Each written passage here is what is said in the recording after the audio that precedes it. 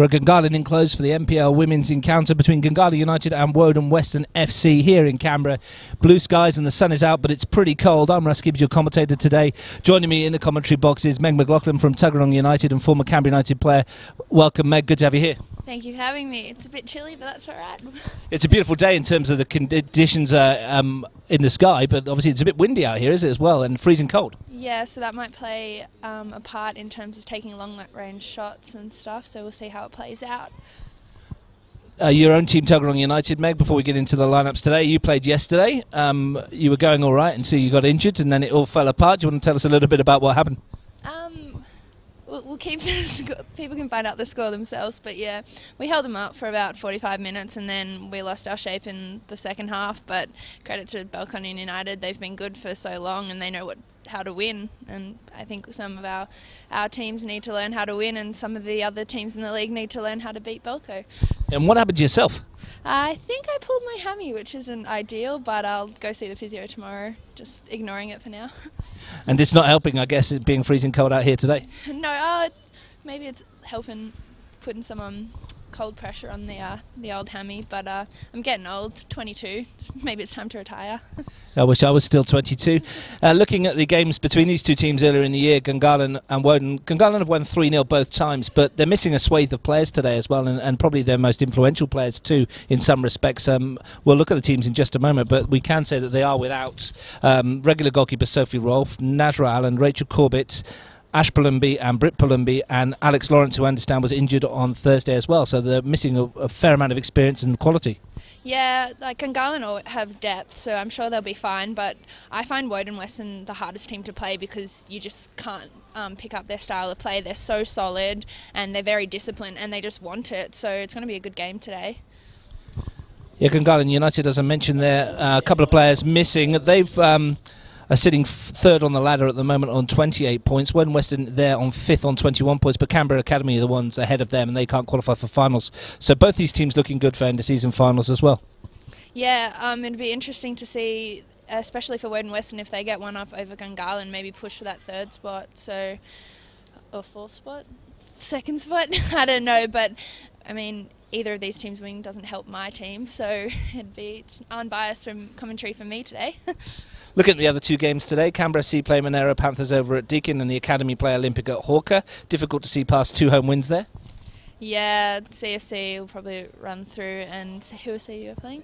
CUA were home to Olympic at Hawker. Yeah, CUA, they're fantastic. They're ridiculous to play, but they're just strong and little and fast, and CFC have come home strong the back end of the season. They've really found their groove, so I wouldn't put it past them to win today.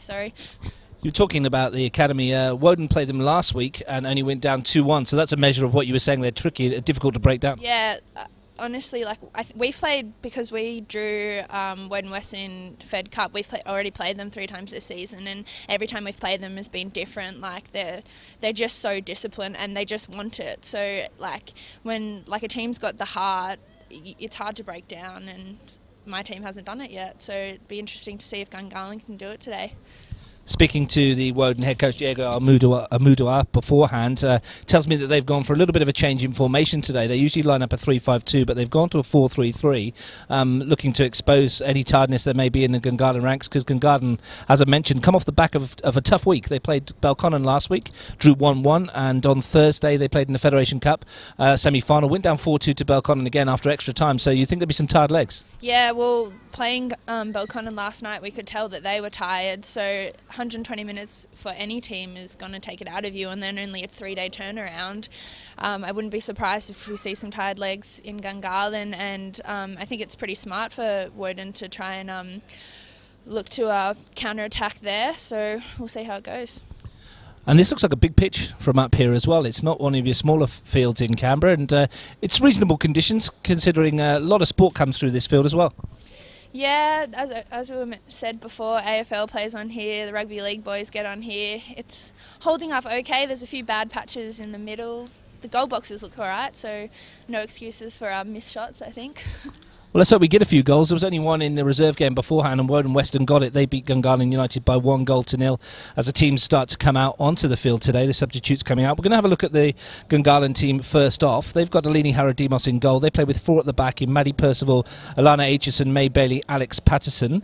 The midfield 3 in a triangle. Alex Martins will be in the holding role, the defensive midfield. Nat DeMarco and Grace Field just in front of her. And a forward 3 of Erica Pennyfield, Darby Whiteley and Sophie Bowie at the pointy end. And Sophie Bowie played in the under-20s as well, so it'll be interesting to see if she's still fit.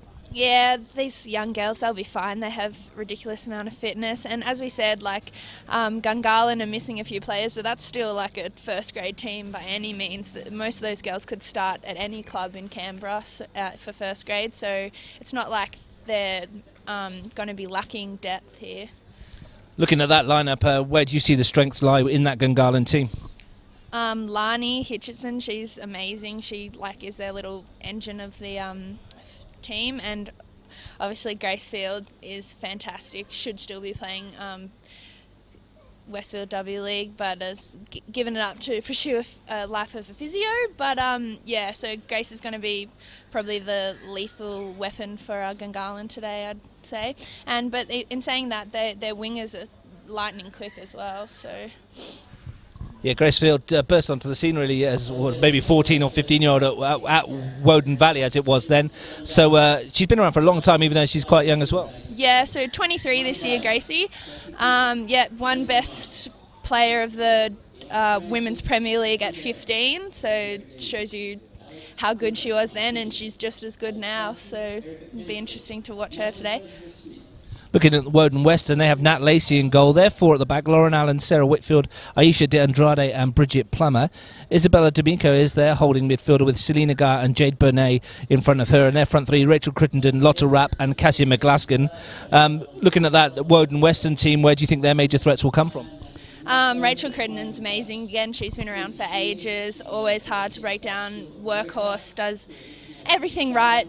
Doesn't put a foot wrong in this league at the moment. But in saying that, as a forward myself, Bridget Plummer is amazing for Woden Western. She's so quick.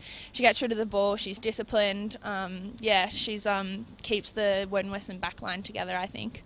You mentioned Lana Aitchison in the Gungahlin defence, and she's going to have her hands full today because I understand Lotta Rapp's got a bit of pace about her as well as a centre forward. Yeah, a lot of pace. I'm always at the other end of the field, so it's hard to say. But yeah, Lotta's been giving our backline a bit of trouble this season, so hopefully she can do the same for Gungahlin today. So you're never back there tracking back to help out, Meg? No, it's too far back.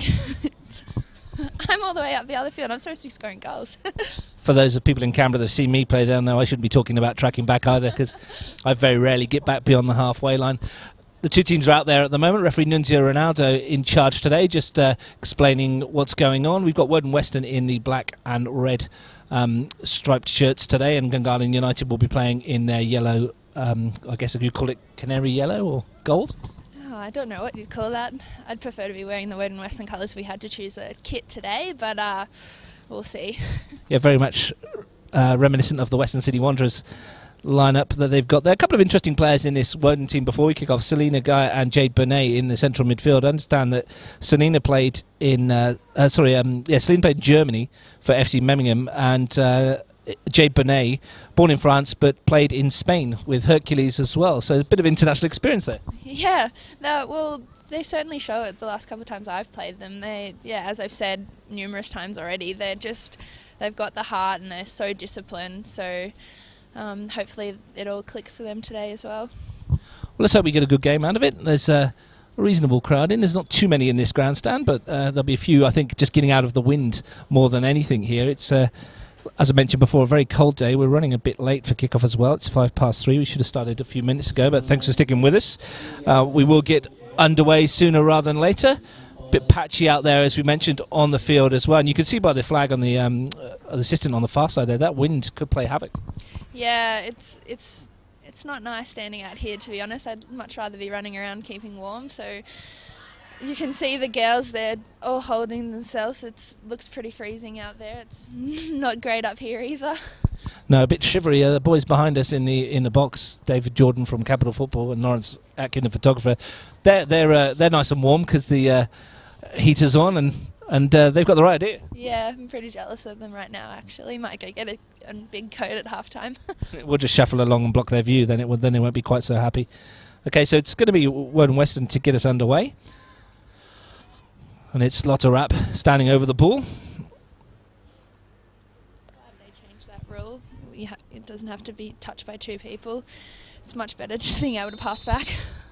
It seemed a fairly pointless rule, didn't it? And when you were watching it, it's Bonet playing the ball forward early, trying to find a run over the top, and immediately Gungahlin gained possession.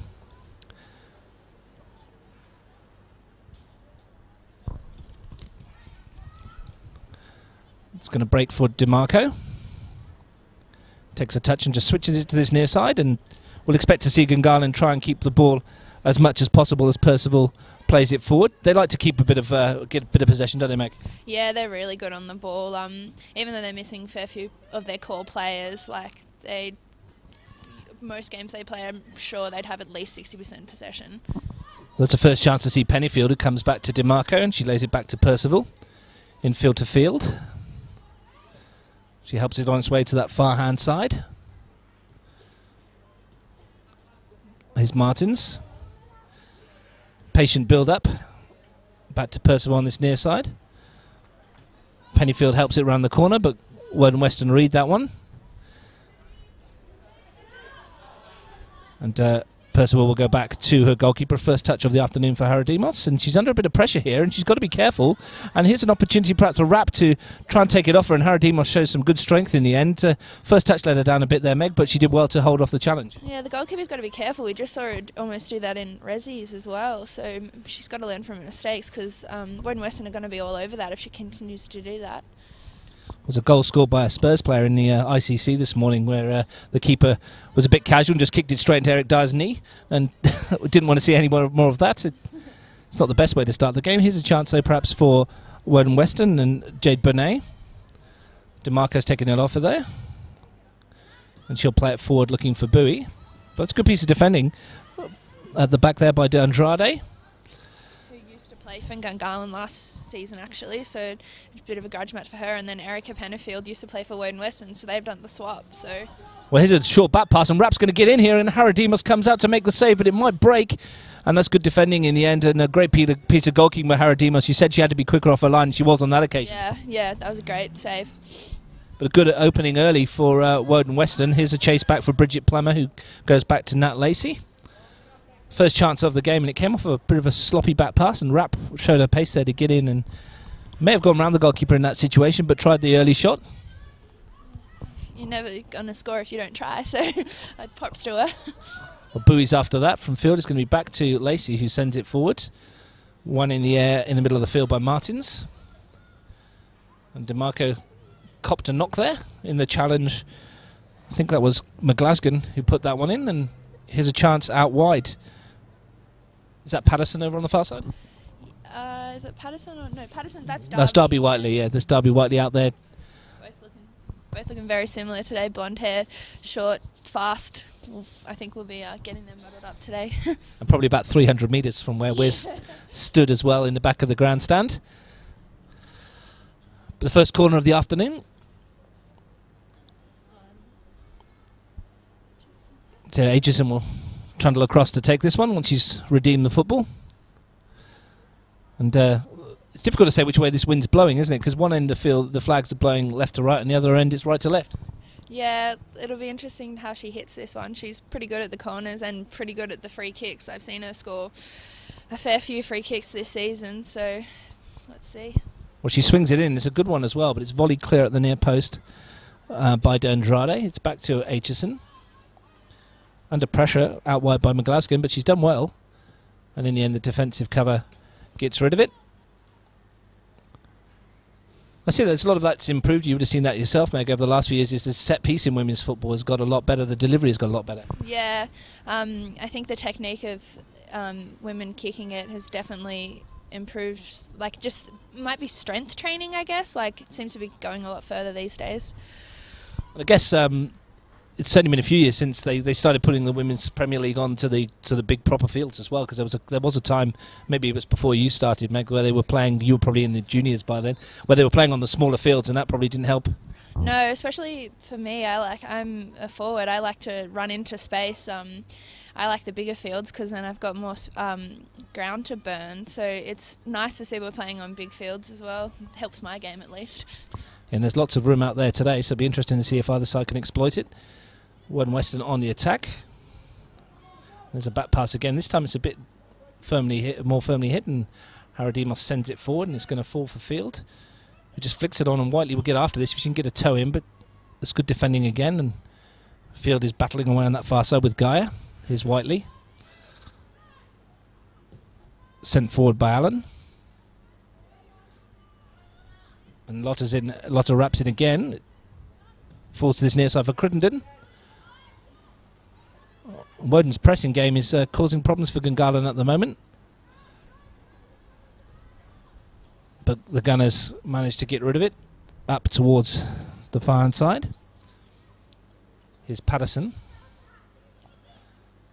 Field. Lots of room to move forward. Here's Bowie, who lays it off to DeMarco. It's a bit short, but DeMarco wins it.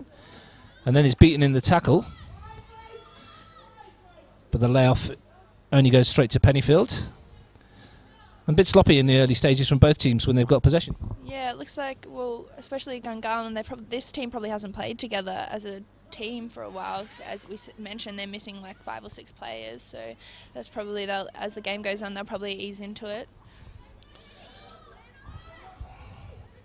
This is Plummer, who swings it into the penalty area. And the header goalwards is not going to have enough power on it from McGlasgan. And it's harmlessly wide. You're watching Bar TV Sports. We're in the Women's Premier League in Canberra. I'm Russ Gibbs, your commentator. Meg McLaughlin is with me today. We've had 7 minutes of play. It's still no goals between Gungahlin United and Woden Weston on a very cool afternoon here in Canberra. Points vital for both these teams as they look to secure finals football this year and try and put one over on Balcony United, who've been the standout in this competition for a number of years now. Yeah, in my honest opinion, CFC should have had it last year over them, but again, Belconnen came through when they needed to in the finals and won yet again. Gungahlin took points off them last week, so that was always good for all us other clubs to see. Yeah, they seem to have the knack, don't they, to get over the line once they've been there before, to try and do it again, and it's a good knack to have. Yeah, they just know how to win. They're good at it, and that's the thing. There's not a lot of teams that over the past 5-6 years that have beaten Belconnen, so I think it's a mental game for some of these young girls as well. Oh no, we're playing Belconnen, and they just freak out. So yeah, it's an aura that they've built up in women's football in Canberra, and this season though, there's some clubs that, like you say, Gungahlin took some points off them, and there's other clubs that are going to push them all the way, so they won't have it all their own way. Gungahlin, one of those clubs looking to try and break through here as Whiteley sent it into the penalty area, but that one's going to go harmlessly out for a goal kick.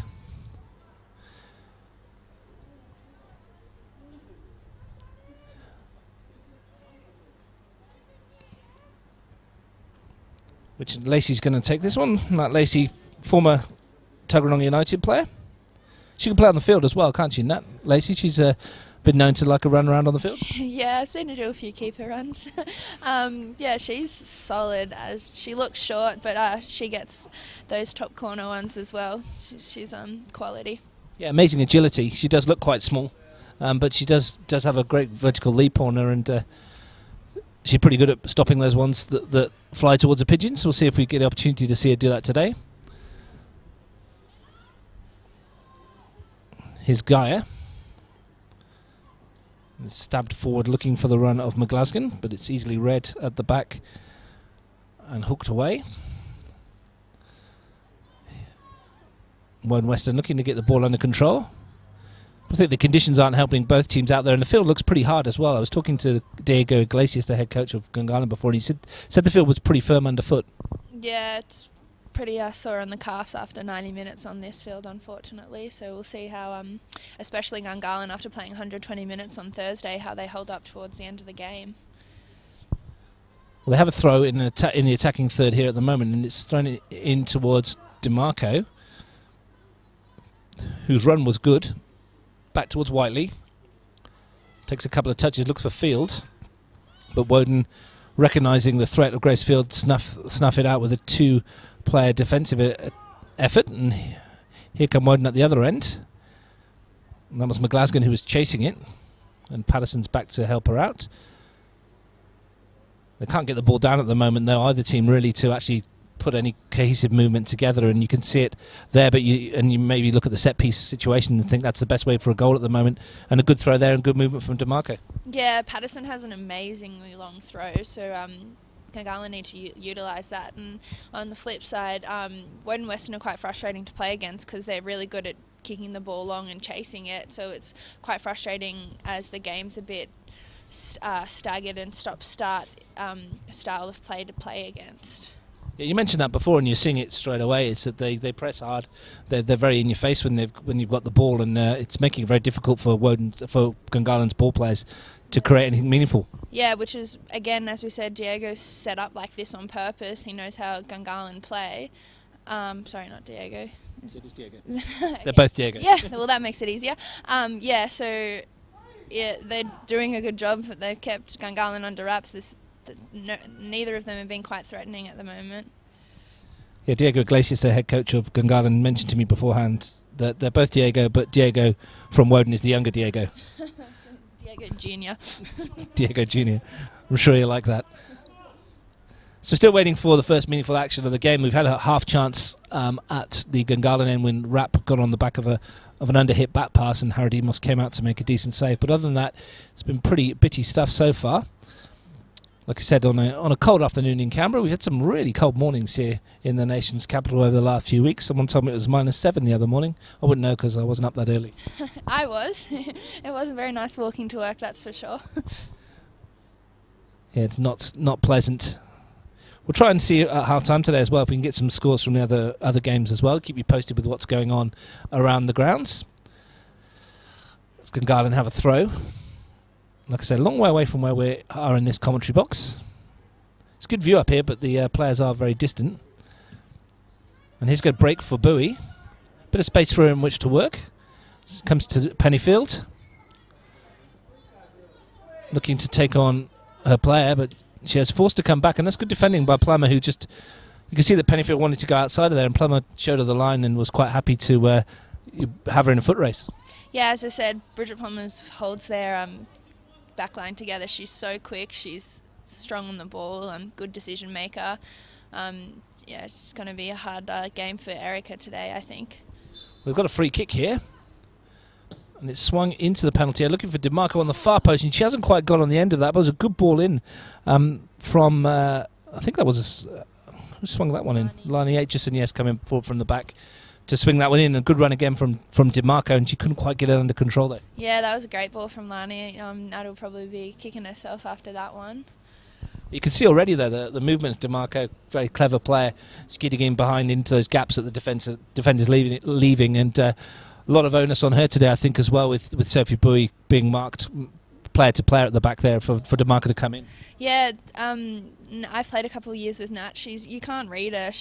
Her footwork is amazing. She sneaks in behind players, and she's very valuable for Gungahlin. They're lucky to have her. This is Alan, somebody you can recognise with her very blonde hair on the far hand side. And purple boots, that helps too.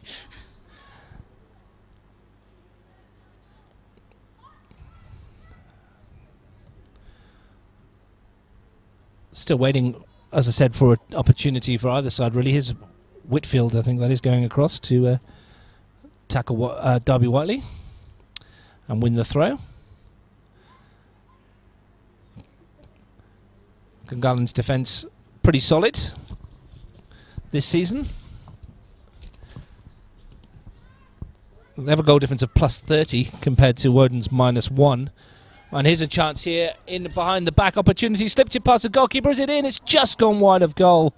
Another opportunity for Woden Weston, though. They caught out the Gungahlin defence square, and great chance just inches wide of the post. Yeah, that's unlucky for Rachel there. Gungahlin, again, even luckier that didn't go in. That should have been a goal any day of the week. Yeah, and Rachel Crittenden's made a habit of scoring those kind of things in the past, and she'll be acid at herself for not putting that one in the net from that chance.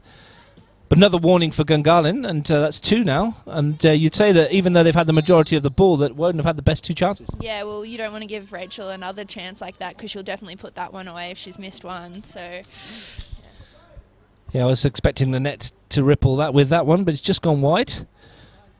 And it's a free kick at the back.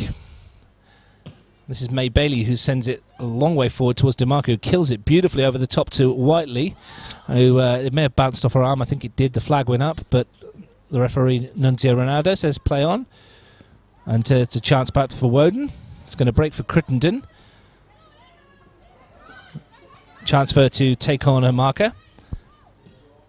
Goes in field, but it's easily intercepted, and here's Pennyfield. Good defending by Gungahlin again. They recognise the option, the problem. And that's a good challenge by McGlasgan, who's putting the pressure on at the back there, and Maddie Percival has to do well to clear. And there's the quick feet of DeMarco again, who looks a standout player at the moment.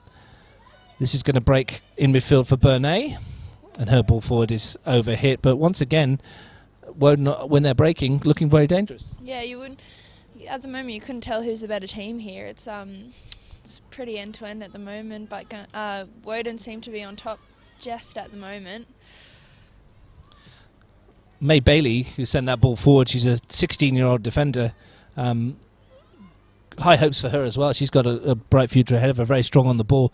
And she's learning a lot off of Najwa Allen, who's been in that position. We'll come back to that in a second as Bowie makes a run. And it's a lovely ball in towards Whiteley. Allen's back there, though, to take it off her toe and concede the corner. Just talking about May Bailey, another good prospect. Yeah, so I think May starting first grade last year. And, yeah, she's solid, good tackle, fast, reads the game well. Should be interesting to see her in a couple of years. And she's got a lot of potential.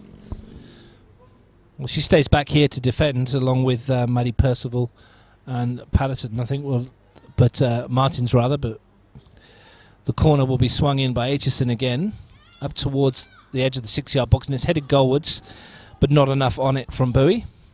And it's an easy take for Lacey, who's going to send this straight up the other end of the field, looking for McGlasgan, who's not going to keep this one in. But she's been bright early on as well, hasn't she? Yeah, she's pretty dangerous. Gungahlin better watch out. Yeah, both these wingers, Rachel and McGlasgan, they're causing a bit of havoc there. Let's see if they can find a way through. There's 27 minutes or so left of the first half. Still no goals. There's been chances, which is a good thing.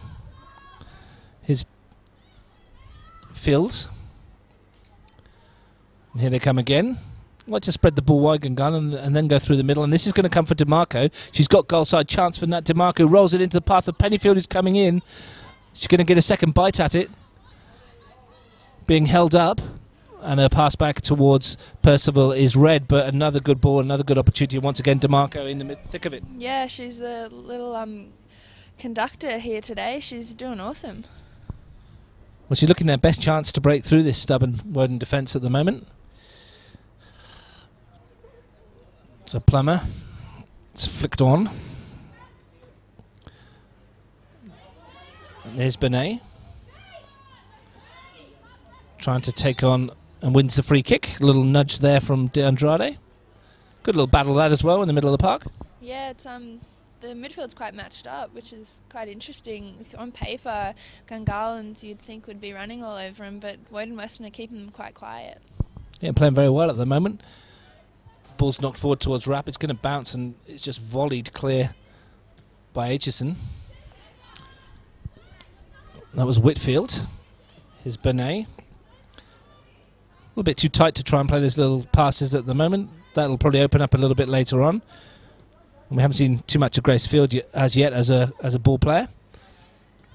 Here's Pennyfield, and that's going to roll out of play. Yeah, Gracefield seems to be being man-marked at the moment, which is quite smart by Woden Weston. She's pretty dangerous when she gets on the ball.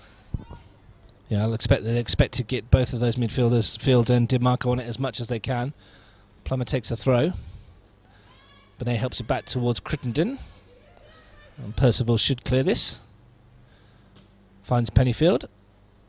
A bit of pressure from Plummer, and Crittenden comes across. So she's going to have to be careful here, and does very well defensively as well, Erica Pennyfield, in that situation. Yeah, I thought they were almost going to give it to Woden Weston there, but they got away with it. And she did very well with 2 players on her back.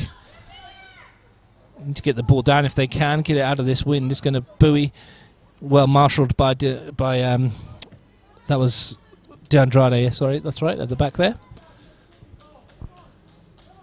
For Woden Weston. Percival finds field. Back to Percival again. Pennyfield round the corner and it's stabbed clear towards Bernay.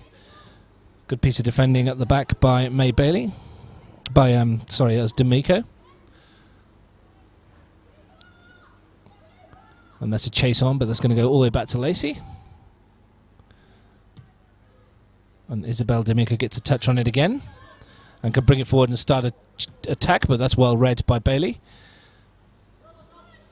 And she's got to do well again here, and just to be alive to the threat of wrap.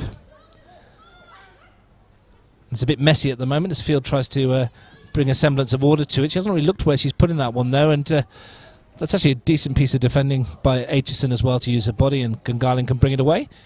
But really need one of these midfielders to get their foot on the ball and start playing it around a little bit better, which we may see now. Here's Whiteley after it again. But Allen's going to see this one out for a goal kick. Yeah, as you mentioned, the midfield's opening up already. People getting tired. They're gonna lose discipline and lose their players. So it depends which team's going to counter on top of that first. Yeah, we said that Gungahlin might be tired, and they do look a little bit tired at the moment. Even though they've come off the back of that tough game, they're missing some of their bigger name players. And an opportunity though for some of the youngsters to step up. And at the moment they're looking a little bit leg weary. And it's still early days. We're only midway through the first half. Whiteley's look quite sprightly though on that far side, and she's putting the pressure on here now. Good energy from Darby Whiteley. Yeah, Darby's quite quick. Just watch it. Gungahlin need to look for a through ball to her, and hopefully she can get her foot underneath it. And I've seen a couple goals from her too, so fingers crossed for her. Yeah, I think they'll be a bit disappointed at the moment that they've not really tested Nat Lacey in the Woden Weston goal. No goals with 24 minutes or so gone. See if we can get an update from somewhere else around the grounds. We'll get the boys on it, see if they can find anything going on. As Lacey will take this goal kick. It's going to get colder as well once that sun goes down a little bit later on, Megan. I'm not looking forward to that. No, neither am I. It's cold enough on the field when you're running around, not just standing and watching. Not looking forward to it at all. Here's Bailey. DeMarco. And it's going to possibly break for Bowie, but that's well defended by De Andrade to Allen. And now McGlasgow won't keep that one in. Are you a frustrated watcher, Meg? You're not much of a good football watcher now that you're injured. With Tuggeranong next week, you might be out for a few weeks. Is that going to be frustrating for you? Oh, well, don't tell Woden that. We're playing them next week. You told them yourself you've already pulled a hammy. Yeah. No, well, it's not confirmed yet, so let's not jinx anything. Could be a miracle recovery coming your way. You check and see what the weather's like first and then make a decision. Yeah, yeah, and not if it's this. I'll stay inside next week. Here's Pennyfield. Comes back to Percival. Aitchison. And now Patterson. That's nicely worked from one side of the field to the other, and a chance perhaps Patterson to get forward and find Whiteley, who's going to come in on this one, but back goes McGlasgow, working really hard again to concede the corner, although she's a little bit unhappy about that. She thought she may have played it off of Whiteley. Looks like we're going to get an early substitution here as well. Just in front of us, it's Ella Brown, who's stripped and ready to go for Woden Weston. This must be an injury, you'd think. Yeah, I don't know who. No one on the Woden Weston team seems to be struggling, so maybe it's tactical. I don't know. Yeah, we'll wait and see who comes off. But they won't make it on this corner, of course. We'll wait and see what happens in a moment. But Ella Brown is stretching just below us here, trying to keep warm, I think. She'll be like, "Get me on there, boss." Some thermals in this game. It's freezing. That's another corner from Aitchison. That's a really good ball in as well. And there's a chance it's going to fall for Field, who might volley it, but she's missed her kick. Second chance, it's bounced back to her again. And in the end, Woden Weston get it away. But Grace Field, massive air swing there. She'll be spewing about that one. I'm sure I'll hear about it after the game. Not one for the highlights reel for Grace Field. Here's Pennyfield, but Plummer's come across and defended really well to knock that away. And this is the substitution we're going to see. And it's Ella Brown, as I said. Young Ella Brown is coming on for Jade Bonet, it looks like. And she's jogging off okay, so maybe this is a tactical switch. Yeah, Jade seemed to be playing quite well. I don't know. We'll have to get inside Diego's head to see what he's thinking about. Yeah, we don't know. Maybe she's had a knock or something like that, but she jogged off okay. And Ella Brown's come to this near side, and it looks like they've pushed Rachel Critterton into the middle of the park, probably to get hold, maybe to get hold of DeMarco. Yeah, and Ella's naturally a winger, so I think they've done that as well. She's quite young, so probably better to have Rachel in there with experience. Yeah, she looks very young. Yeah, 15, I think. Yeah, 15, I think. So 15 years old, playing in the Women's National Premier League. Let's hope she gets an opportunity to show us what she's got. Here's Plummer, who's dealt with the threat of Pennyfield very well. Woden send it up towards Brown, but it's thumped forward by Bailey. DeMarco looks to bring it down, but is stolen off her toe by Selena Gaia. And she tries to play McGlaskin into space. That's asking a lot, though, for Cassie McGlaskin, who I'm not sure where she's getting energy from, but she's up and down that wing all the time. Yeah, she's quite frustrating playing against because, yeah, she just doesn't stop. Yeah, good engine, as they say, and she's certainly a threat at both ends. She's getting back to help Lauren Allen with the threat of Darby Whiteley out on that wing. And probably quite frustrating for Alex Patterson, who probably wants to push forward as well. Yeah, Alex is quite good down the wing. She usually makes a fair few overlaps and whips some balls in, so hopefully she can do that towards the end of the game. Both teams are settling a little bit more now, so hopefully we'll see some good football played. It's Bowie out there trying to put some pressure on. It does seem so excessively wide, this pitch, from up here, doesn't it? Looks like it's a really, really big field. I think it's, yeah, as big as it can be, to be honest. It's on an AFL field, so that probably helps as well. That's up towards Percival. It's bounced over her head, and here's Crittenden. She got there, but Bailey came across to snuff out the danger, and another air swing, this time from Percival, but the second attempt she hooks it away. And Plummer will get the chance to take another throw, looking for Brown. Across comes Bailey, and a good piece of defending there. Just playing for a bit of possession there, a bit of field position. And Plummer will take another throw. Looking for her options. There wasn't much on for her, so she's just thrown it in towards the area and gets a chance to hoik one up in towards the box. This is going to break for Brown, who gets her first touch of the game. And there's good touch as well, and she's taking on Pennyfield, and she's going to win Woden Weston their first corner of the afternoon. Yeah, I was hoping she would be able to swing one in so we can see what she's made of, but I think she's going to take the corner, so hopefully she hits it well. A decent first touch for the youngster. We'll have to find out what sort of substitution that was, whether there was a knock or something. You can see Jade Benet's walking down the tunnel at the moment, so yeah, whether or not that was just tactical. Maybe she wasn't happy with that DeMarco was getting so much room. Here's Brown. It's a decent corner towards the near post, and it's thumped up in the air. Chance to clear it at the second attempt. No one really wants to get on the end of that one. That had snow on it. It's still up there. Nobody can get hold of it at the moment, and there's a free kick for a little push by Pennyfield in the back of Crittenden there. And Reg Crittenden's not shy of a tackle, is she? So she will get stuck into DeMarco. Yeah, and also Gungahlin have got to be wary of those bouncing balls through there. Woden Weston aren't afraid to put anything on it, so I think they need to quicken up their act back there. Well, this is a long way out, but Crittenden could probably have a pop from here, you'd think. So she strikes it right foot. She has gone for that, and it's going to dip, and it's just dipped over the crossbar. And it was a long, long way out, but you wouldn't put it past her. No, Rach is ingenious sometimes, so yeah, I wouldn't have called that a fluke if it went in. Just looking at that there, Meg, though, looking at that ball bouncing around when it did from those up and unders, you could see how firm the pitch was because it was bouncing incredibly high. Yeah, it's not nice on the calves, as I mentioned before. I always cramp towards the end of the games playing on this field, so I think Gungahlin are going to struggle, especially after playing a 120-minute game on Thursday. Well, coming up to 15 minutes left in the first half. You're watching this live on Bar TV Sports. It's Gungahlin United 0, Woden Weston 0 in the NPL Women's here in Canberra. A couple of chances for Woden Weston. They've had the best opportunities of the game. Lotta Rapp and Rachel Crittenden The initial chance for Rapp denied by Haradimos, and then moments later Crittenden getting in and probably should have scored. But that's the best moments of the game so far. Here's Pennyfield, who's been a willing outlet for Gungahlin, but has been well marshalled by Plummer, who sends Brown down the wing. If she can keep this in, there's a chance. Here's Ella Brown. She's got Plummer's the only player in support, and she has to win the throw. And you mentioned it before, Meg, but Bridget Plummer's a pretty solid player, and she's doing well. Yeah, she's lightning quick as well, so it'd be interesting to see Erica get past her. I don't see it happening, to be honest, and Erica's a good player, so... Well, Bowie's come back to steal that one off the toe of Sarah Whitfield, and a chance for Gungahlin perhaps on the break as Field rolls it into the path of Pennyfield, who helps it on its way to Bowie. But back there defending again are Woden Weston in numbers. It's going to break for Field though. But Whitfield tackles her and comes away with the ball well. Here's D'Amico. Good ball forward towards Crittenden. And Bailey has it. But Woden have it, Gungahlin have it back. It's Pennyfield again.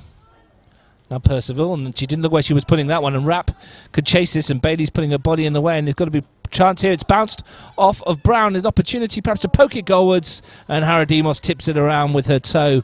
But chances there once again. That's the third time we've seen it that Woden have gone in, and it's all Gungahlin making it for them. Yeah, they're putting on a platter for Woden Western here. They've got to wisen up their act here, Gungahlin. They don't want to be 1-0 down here because, as we've mentioned, Woden Western are very hard to break down. Chance for a corner again. We saw Brown put a decent one in towards the near post moments ago. Can she repeat the feat? There's 5 black and red shirts in that area, and she aims one of them towards the near post. It's flicked on. It's just going to go drift across the face of goal and wide. But once again, good ball in from Brown, as we were mentioning the set pieces earlier in the game, and that was a good one from Woden. But we saw there, Meg, with that chance with Maddie Percival, confident in her own defenders to play it back inside there, but didn't really look, probably not getting the communication she'd need. Yeah, as I've said, it's probably the first time this Gungahlin team has played together this season, so they're probably just missing that extra bit of clickiness, meshing, but hopefully they work it out, because it'd be unfortunate to see Woden score like that. Well, here's Bowie. Chance to take on Andrade at the back, but defensively she's done very well.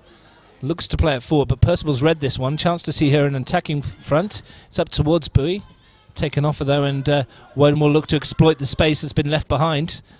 Crittenden was there, but that's a good piece of play by Alex Martins to come across and cover for Percival, who'd made the forward run. And here's Percival again. Again, the pass is a bit short, but Aitchison has read it and sent it forward. And Whitfield's got to be careful here because DeMarco was coming in on her back. His Field can't quite get hold of it, and I don't think I've seen Grace Field miscontrol a ball so much in a season. She will not be happy with that one either. Not seeing the quality that we expect from her at the moment, but here's a chance. Definitely got that ability. Here she goes forward now this time and almost prodded it through for Bowie, but it was well read by D'Amico. Now here's McGlasgan breaking for Woden Western. They were happy. That's a thumping challenge in the middle of the park, and McGlasgan caught her on the follow through, but here come Gungahlin with Fields trying to play it around the back, and defensively they need to be solid, and they are. They can bring it away. Percival wins it in front of Brown. Here's Pennyfield. Plummer's there with her again, as she has been all afternoon, and defensively does very well again. And there's a good little battle at the back there as well, with Andrade doing pretty well to hold off DeMarco. Yeah, it's probably a good size matchup for Nat for once. She's probably enjoying being not too shorter than her opposition. His Field. A few good touches since we said she had a couple of bad ones, so settling into it. Here's DeMarco towards Bowie, who gets the toe on it, but Andrade will just send this away again, looking for Rapp. And Bailey does very well just to feel where the striker is and hold her off. Just a thump forward by Aitchison. Here's Fields looking to turn it over the defence for Pennyfield, and the flag's gone up, and that's a really late call as well, wasn't it? And first really good ball we've seen from Field. Yeah, I think Field's missing the Palumbies up there. They don't have to speak, and they know where each other are running. Their through balls are ridiculous. It's so hard to read. Sophie probably hasn't played that much with Grace this season, so they probably have to work that out a little bit, because it's there. They've just got to see it happen. Yeah, it's not quite working for them just yet, but there's plenty of time left in this one. Here's D'Amico. And she's robbed of it in the middle of the park by Martins, who solidly goes about her work. Alex Martins, a solid player, and quietly flies under the radar in that defensive midfield role. Yeah, she's sits in between the lines, puts a few crunch tackles in, so you've got to be a bit careful of her. If you don't have your body behind the line, you might get hurt, but they're fair tackles, so props to her. Yes, in there she is disrupting play again as Plummer wins another throw. Been a lot of throws on this near side. In the shadows, I think Bridget Plummer will be happy to get out in the second half into the sunshine. Yeah, it's pretty cold in the shade at the moment. She goes long, but Percival's going to read that one comfortably, and Crittenden comes across to win it though. And Woden can start something with 10 minutes to go. As almost a touch through by McGlasgow, it's going to fall in the middle of the park for Gaia. And they're going to get a throw on the far side through Allen. It was almost, if she could have got a toe on that ball, Rapp may have been in on goal. Yeah, and as we've seen, Woden should probably already have one, so Gungahlin have to be quite careful here. Yeah, I think they'll be quite frustrated that they haven't taken the lead at the moment, the visitors. They've created the better chances. It's taken a while to settle, but you think you can feel it's kind of setting into a routine, a bit more of a rhythm before the game at the moment. Yeah, I think just unbiased opinion, I think Woden have got one coming here. Gungahlin haven't really done anything. Yeah, they've had the better chances and probably should be ahead. And they've got a chance here to load the box as a free kick, which Andrade will jog across. And we've seen that she's got a fair boot on her as well when she's been cleaning her lines this afternoon. So can she pick out one of the players in the area? There's plenty to aim for. So she chips it up towards the penalty spot. McGlasgow was there, but it's headed clear, and DeMarco helps it on its way, and Whiteley just knocks it into the path of DeMarco. And if she sends this forward, Bowie can get after it, but defensively back there is Lauren Allen. And she goes back to Lacey, who rather calmly sent... Almost too calmly there. Gave me a heart attack. Yeah, she almost gave it away. Here's DeMarco. Fields made the run for her, and that's a good piece of defending to block that one off by Whitfield. But they just want to get rid of it here, Woden Weston. Fields put pressure on D'Amico inside her own area. It's back to Lacey again, who this time sends it further forward, not taking a risk the second time. No, wouldn't want to there, not with Gracefield in front of you. Pennyfield helps it infield. And that's just prodded forward by Martins. And Pennyfield's going to win this one and try and swing it into the area, and it's just too high for Sophie Bowie. It's going to break for Whiteley, though. And Allen's gone out to shadow her. And Whiteley's just miscontrolled that one. What a great ball in from Pennyfield. Yeah, that was awesome. That's unlucky for Sophie that she's missed that. That should have been a goal. It seemed to lead with her foot rather than the head. Yeah, just get your body behind it, anything on it, and go in. It was a good opportunity. If she could have connected from that range, it would have been tricky for Nat Lacey to keep that one out. But looking at the duels, it's actually been really good. The two battles between Darby Whiteley and Pennyfield out this side, and the fullbacks Plummer and Allen have been pretty good to watch. Yeah, it's been an interesting game. It's nothing certain here. It's keep the Woden have been keeping the Gungahlin wingers quite quiet at the moment, so hopefully it opens up and we'll see some more through balls like that. Yeah, and hopefully a bit more goalmouth action. And that one's just hammered forward towards Rapp, but defensively that's well done by Bailey. Here's Brown. The 1-2, but Percival sticks a leg out and hooks that one down, but it's only fallen for Brown. It's a little ball in field, but it's well read, and Gungahlin can comfortably bring it away again with Martins. Left-footed looks for Bowie, but sorry, Andrade's picked that one out. I've just kicked Meg McLaughlin on the leg. Let's hope it's not the bad leg. No. Here's a chance over the top, but Bowie's the flag's up against her. It's frustrating for her at the moment, isn't it, Sophie Bowie? Yeah, she's just not... It's just half a second too late, or the ball's just cut out. She's getting in the right areas. It's just not clicking for her at the moment. How hard is it, though, Meg, on a day like this where it is, as we mentioned, it is quite cold for a player to play 60 minutes in the reserve grade game, then come off and then get back up for a first grade? Yeah, I don't know where her energy is coming from. She doesn't look like she's played 60 minutes yet, so props to her, but she'll be feeling it towards the end of the game, that's for sure. Yeah, we'll have a look at the benches in a moment here, who's left on the bench, and we can have a look, see what changes may be made. Here's Brown, who was an early substitute. Percival. Here's D'Amico. McGlasgan coming off a wing, sorry, that's Rapp, rather, and that's a cross between a shot and a through ball, I think, in the end from Gaia. She didn't quite catch it. Yeah, I mean, like, why not? Absolutely, may as well have a go from there. Just having a look at the benches. Woden Weston, we said, already used Ella Brown. They've Mary Leach and Laura Vandenbroek, who's a pacey striker and scored plenty of goals for Canberra FC, I think, in the youth grade. Yeah, she's got a twin. I couldn't tell you which one's been scoring the most of them. So yeah, they're both quite good. So it'd be interesting to see her with some pace up against this Gungahlin backline. Yeah, there's the two Vandenbroeks. One of them, they're both goal scorers, though, aren't they? So, and looking at the Gungahlin bench, they've got Sammy Savanu, Bianca Francis, and Ash Garrity, all who were part of that reserve team game that we mentioned earlier on. So they'll be a little bit tired, but there's some good options there on the bench too. Yeah, I think Bianca Francis has just come back from injury. She did her ACL a little while ago and then got injured towards the start of the season, so it's good to see her back on the Premier League bench. Yeah, and Ash Garrity and Sammy Savanu have got a bit of pace about them as well. Yeah, and Sammy's sick, so she'll probably sit in and try and play those through balls through for the Gungahlin wingers, which is what they've been lacking at the moment. So we'll see what they do at half-time. There's a ball for Brown to chase. Bailey's coming across, and Brown's going to win this one. First touch wasn't the best on that occasion, and Gungahlin can clear. It's back for Whitfield. Plenty of time for her to pick an option. She's looking for Brown, and that was the pass that almost got through, and Percival read it well. It's going to get to Brown eventually via the boot of Isabel D'Amico, and Brown just skips past Percival and into the area. Chance perhaps for Woden Weston. It's opened up for Ella Brown, but she didn't quite have the confidence on her left-hand side to get the shot away. I think she was half in between whether she was going to take it in or take it down the line, and the defenders just got there in time. But it's promising stuff from Ella at the moment. Easy to say from up here, but you think a little drop of the left shoulder and then just put your left foot through it? I'm left-footed, so that's what I would have done. I would have done exactly the same, but it would have ended in the Bunnings car park over the back there. Russ, you're a goal scorer. Don't try and play yourself down. You would have scored that. Not really sure. Maybe back in the day. Not these days. Ball swung into the penalty area and it's hooked clear. It's going to break for DeMarco if she can get there first, but it's sent forward by D'Amico, and it's...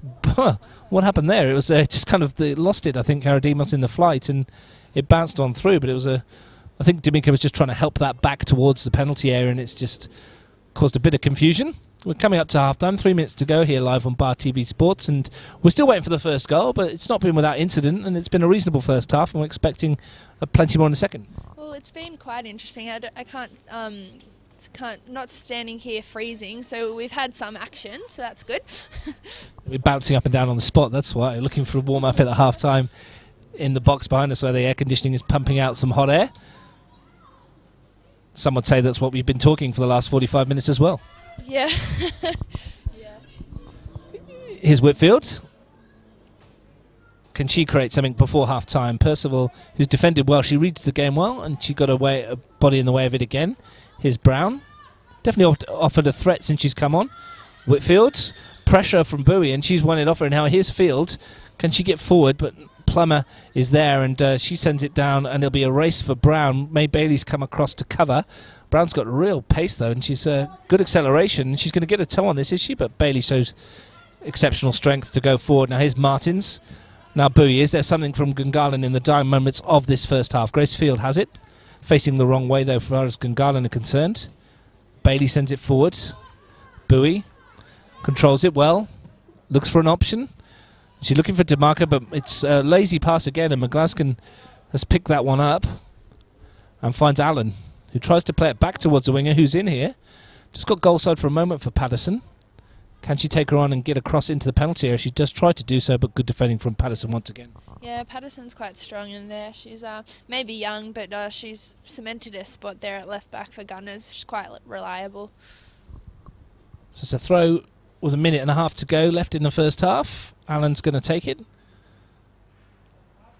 Back to Guy, who heads it back into the path of Allen, who gets past the marker and just drills that into Patterson, was it? Yeah, and she's down. I think that one's winded her a little bit, and no one likes that. Here's Andrade into the area towards Rapp, and Whiteley helps it away to Allen.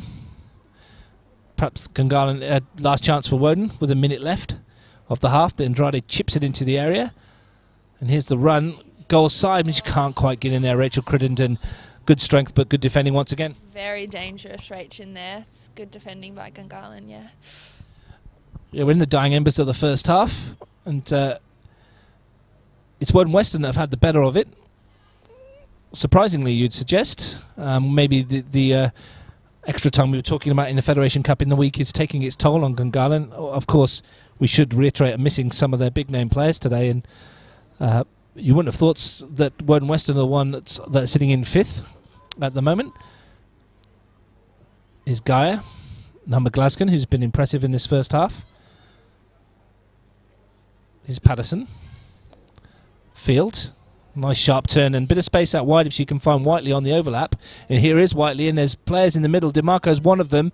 Can Whiteley pick her out? She can't quite. She delayed the cross, and in the end, defensively, it was well covered, but opportunity to swing that one in earlier. Yeah, great ball by Grace Field there. That's what we've been expecting from her all game. Yeah, I think Darby just took one touch too far, and it got a bit far away from her, but got a corner out of it, so you can't complain too much there.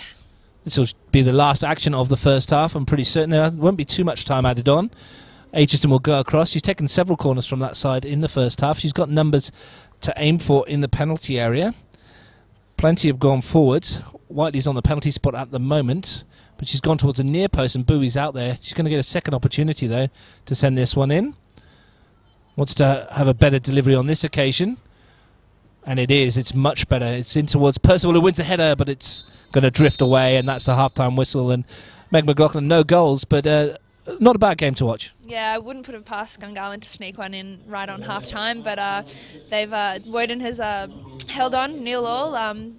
Woden should be up 1 or 2-0, to be honest, so we'll see how the second half plays out.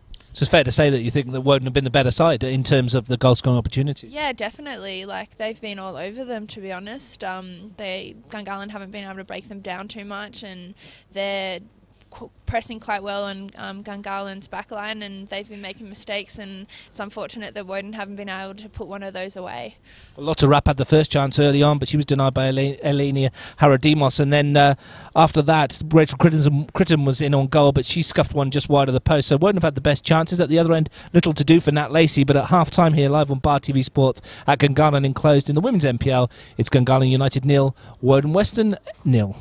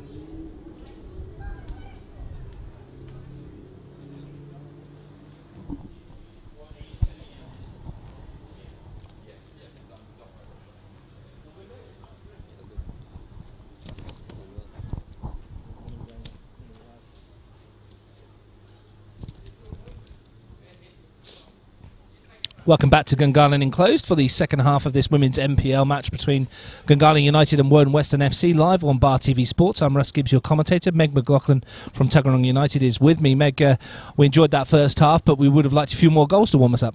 Yes, Gungahlin usually put a fair few through the back of the net, so hopefully they'll be able to do it this half. They'll be quite frustrated with themselves if they don't get a win over Woden Weston, because in general they should be the better team here, but they're not at the moment. They're out here in the second half. There's no changes to the Gungahlin team that we've seen so far. We're waiting for Woden Weston to rejoin us, and they made one change in the first half. Ella Brown came on fairly early for Jade Burnett in the middle of the park, and it's fair to say that change didn't alter the momentum too much for them, did it? No, Ella did some good stuff, but Woden had the momentum already, so it didn't change up too much. And if anything, it meant that Rachel Crittenden was able to get hold of Natalie DeMarco and stop her from running a bit of the show, which she was doing in the opening 15-20 minutes. Yeah, unfortunate for Gungahlin, because Nat seemed to be the outlet there. She was doing quite well. Not to say that she won't slip a few past Rachel, but Rachel's probably Woden's best player, so it's be a hard match-up for Nat. Well, I think Woden Weston will be pretty happy with what they did in that first 45 minutes, and doesn't look like they've made any changes either to start the second half. As we mentioned in the first half, Meg, Gungahlin United missing a few players. Understand Ashley Pullumby is watching. She would rather be out there scoring some goals, and if she's able to these days. Yeah, I think Britt has it up in terms of goal scoring at the moment, which is her younger sister, so That would never be happy for Ashley to be behind Brittany on the goal scoring charts in any sport, whether it's football or futsal. I think that's why they score so much, because they're competing with each other all the time, so it's a healthy competition. Well, shout out to any of those players that are watching today, particularly Ash Pullumby, who sent us a message at half time and asked for a shout out, so there we go. Let's see if Gungahlin United can get a goal or two for those watching. They'll start the second half, taking the goal to our left as we watch from the back of the grandstand. And it's an early touch for May Bailey, who had a good, solid first half, as did Alex Patterson. Switch to this near side. It's broken for Rapp, though, early, and a ball forward towards Brown. There's no real support for Ella Brown, though, so she has to come in field. And Gaia sends it back to Allen, who lifts it into the penalty area. Aitchison can only help it on its way to Brown, who again turns to come backwards. Here's D'Amico. Steps away from field. Balls forward, and here's a chance for Rapp into the penalty area. Shooting opportunity, low and hard, and a good save by Hara Demos, down, plunging to her left. A good opportunity there for Rapp, and perhaps should have gone across the keeper. Yeah, as we said, Woden's come out on top again. Gungahlin are probably quite frustrated with the way they're playing, but Woden are hard to break down, and they're doing a great job. Well, a great chance that was for Rapp. The ball was through from Glasgow, who put her in, and she'd be disappointed she didn't catch it quite well enough, but Hara Demos made a great save diving low, and it's a corner to start the second half. And as you can see, the sun's going to be a bit tricky on this near side, and this could be problems for the Gungahlin defence. They're all shielding their eyes as Cassie McGlasgan swings this one in towards a penalty, and a volley on the turn was Rachel Crittenden, and you'd say that's ambitious, but she's got the ability to get hold of those. Yeah, it was well hit. It was just a bit far wide, unfortunately. And she caught hold of it, couldn't quite divert it onto the target. Looking forward to the continuation of some of the battles we saw in the first half. Darby Whiteley and Lauren Allen, who had a good battle on that far-hand side, now in the shade of the stands in front of us. And the same with Plummer and Erica Pennyfield.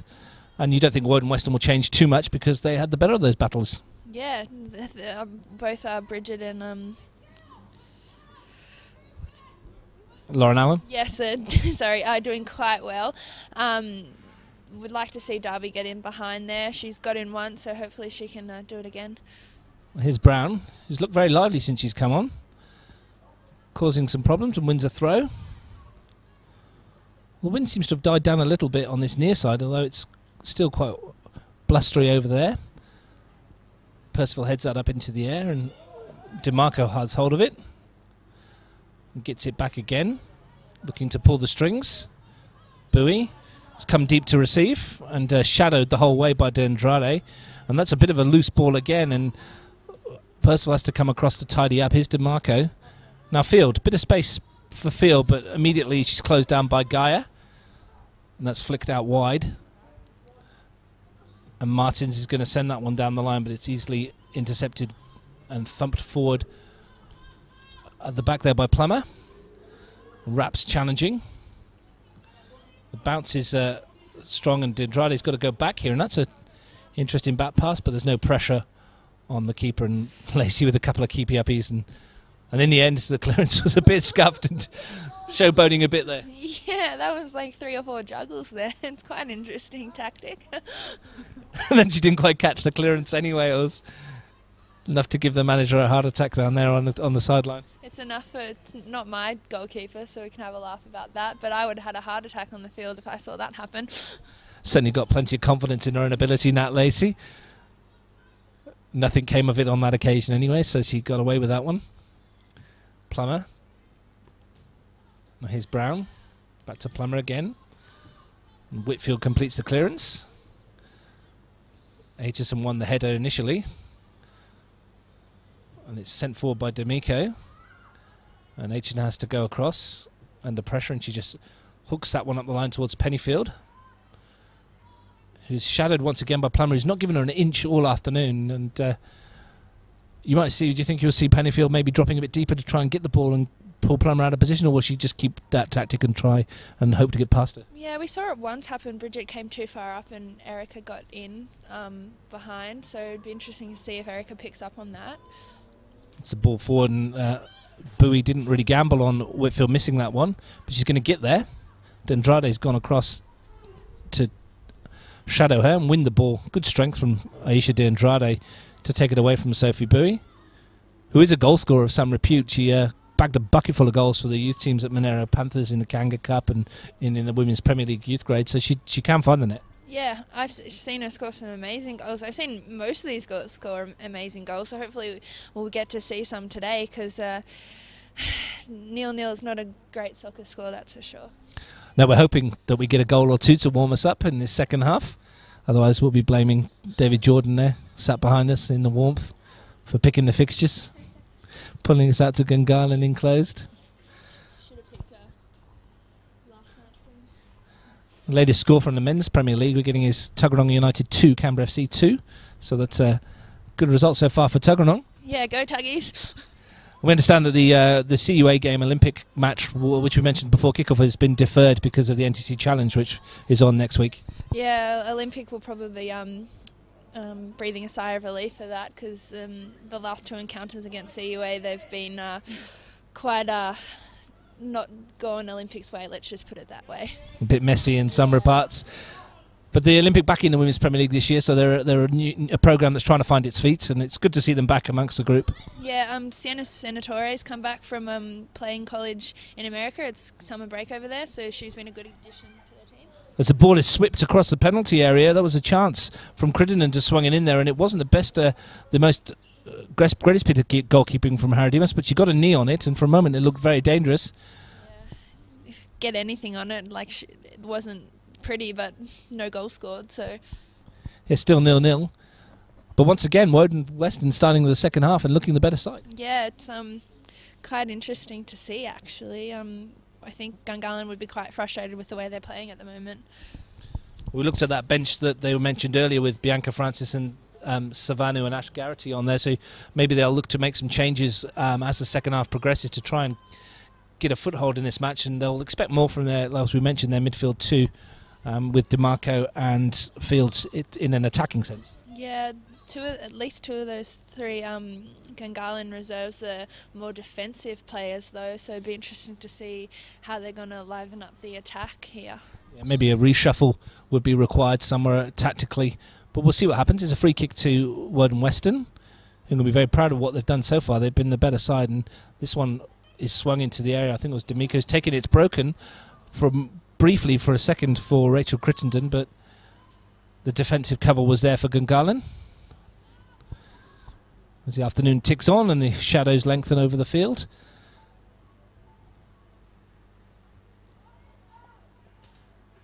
Woden looking for a way through. That one's going to be hooked into the penalty area, but they can't keep it in the area, and it's a goal kick. Just a shout out to the referee today, Nunzio Ronaldo, back out of retirement this season to do the Women's Premier League and let the game flow, hasn't he? Yeah, he's my favourite ref. I love Nuns. He was the assistant ref last night, so I was glad to see him back. Had a little chat with him, and he said he's going to retire at the end of the year again. So until they call him back in it once more. Here's Crittenden. That's got a 1-2, and Darby Whiteley has got a bit of space for the first time this afternoon, and she can run into it. Looks for the run of Bowie. Now she's gone for the return. Can Bowie get it back to her? At the second attempt, she might. This one's going to break for DeMarco. She can't get the shot away. Here's Pennyfield. They have to start again with Aitchison. Good switch to this near south. Field's coming in, but she's checked the run. She wasn't going to quite get there on that one, but liveliest that Gungahlin have looked for a while. Yeah, Nat never pulls those ones. She can hit it from there. She just doesn't. She's too selfless, but I'd love to see Nat hit a ball from 30 yards out. Goes top corner every time. She had a chance there. Credit to Isabel D'Amico for closing it down as quickly as she recognised the danger, but may have got that one away. Here's Andrade. And the ball from Allen.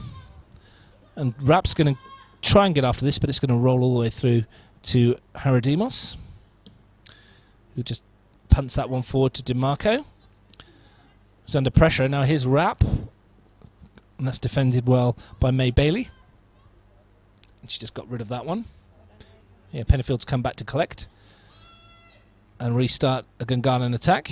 His Field, once again, Allen is really close to her and concedes the free kick on this occasion. But you can certainly see, Meg, that every time that one of the Gungahlin ball players, Field, DeMarco, Whiteley, Pennyfield get hold of it, Weston is straight in there, right, really tight. Yeah, I think Gungahlin also have to be really careful of the balls across. They're hitting them too straight and not enough power on them, and Woden Weston seem to be picking them off quite well. Yeah, there are a couple of under-hit passes we've seen today, and a couple of them in the first half perhaps could have led to goals for Woden Weston. There's a little shove on the back there by Ella Brown, and the referee's seen it. Patterson felt the two hands in the back. And Ronaldo having a word with Celine Lagar, who must have said something about that one. Here's Bailey, and she's going to get a second opportunity to take that free kick. 20 metres in front of where she took it from. It's not often they can bring it forward. It's usually put it back, put it back. Well, we've seen she's got a fairly hefty boot on her as young May Bailey. What she can do with this one, looks to lift it over the top of the defence, but it's well picked out and cleared, and it's going to break for Guy. If she can help this on its way towards Rapp, Percival's come across, and she's done well today, Percival, and on this occasion she hooks it away, but it's only as far as McGlasgan, and she could take it to the edge of the area and shoot right-footed, but it's lacking the pace and direction to trouble the goalkeeper. Maddie Percival right back's been pretty impressive today. Yeah, she's been quite good actually, quite solid. Maybe just needs to hit the balls a bit harder, as we said, but yeah, she's holding her own out there for sure. She's read the game pretty well so far. Here's McGlasgan, who's trying to find the ball over the top for Crittenden. She could get there ahead of a marker, and for a second there I thought she was going to nick it past her and try and win the penalty. Yeah, anything can happen in these games. Cynical of myself there, I think. Just knock it past and try and get a spot kick. Smart forward, Russ. You're a very smart forward. It's a chance, though, for the substitutes to warm up below us. We'll see what's going to happen a little bit later on. We've had 12 minutes in the second half live here on Bar TV Sports. Still no goals at Gungahlin closed. Gungahlin United 0, Woden Weston FC 0, and fair to say still Woden Weston having the upper hand. They'll be disappointed they haven't broken through yet, and they're going to get a corner here as that one comes off Percival, and a chance to load the penalty area once again. And it's McGlasgan who's going across to take it. And she's got plenty of numbers to aim for. Isabel D'Amico's gone to the edge of the 6-yard box, and there's another 5 Woden Weston shirts in and around the penalty area.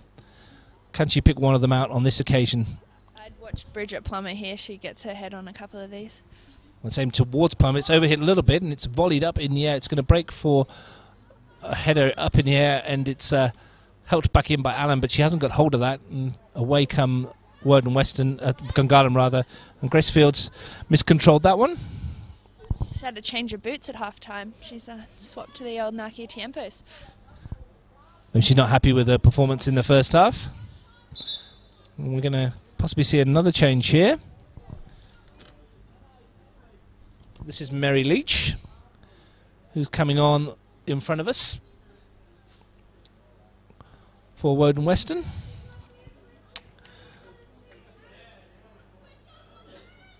And she'll jog on into an attacking role, you would think. She's come on for Selena Geyer. Do you know much about Mary Leach? I've seen a bit of her. Yeah, she's when she's played us, been a sub. She's brought some energy to the game. I'm pretty sure she's even scored against us, but that's not saying much, to be honest, at the moment. Well, as Rapp goes down in the area, there was a half-hearted shout from penalty for a couple of people in the stand, but she's come on for Geyer. So there'll be that energy still to try and keep up with Grace Field in the middle of the park. And to be fair, they've kept her really quiet. Yeah, it's interesting. Maybe Guy's lost a bit of her legs there, but yeah, she was doing quite well against Gracie. Woden Weston have it at the back, and it's with Nat Lacey. Any keep uppies this time? Well, she decides to go with a more routine clearance. McGlaskin couldn't help it on its way, but she gets in there for the second time, and she's challenged quite firmly by Alex Martins.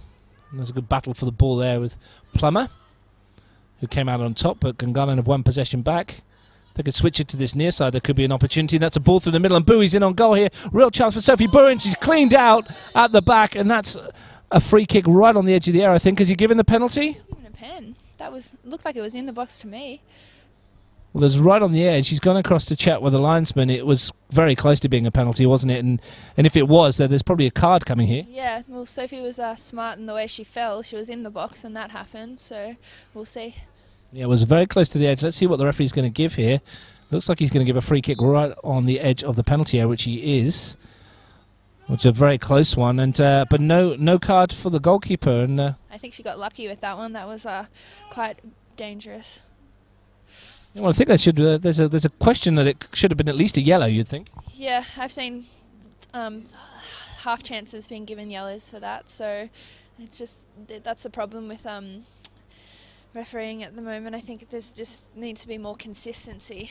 Yeah, well, this is a free kick right on the edge of the box, and Aitchison we know can strike them from here as well. And she's going to line this one up. Yeah, I don't want to jinx her, but Lani's got amazing at these. Well, she's got a thunder in the boots. We've seen it from the corner. If she gets this one on target, there could be problems. Here's Aitchison, strikes it well, and it's flashed just across the face of goal and out for the goal kick. No direction on it in the end. Tried to cut across the ball rather than curl it. I hope she doesn't listen to this later, because she'll curse me for jinxing her. I'm sorry, Lani.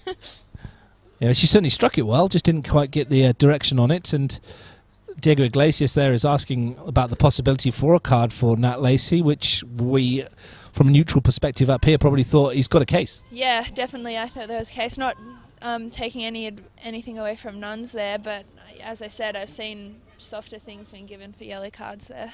Well, yeah, I mean, Bowie was taking it away from goal, but she was definitely cleaned out there, and there wasn't any cover. So the question mark, it was definitely a yellow in our book, and there was a question mark. It could possibly have been a red, but no sanction at all from the referee, which was rather surprising. Still, we move on, and that was the best chance that Gungahlin have created.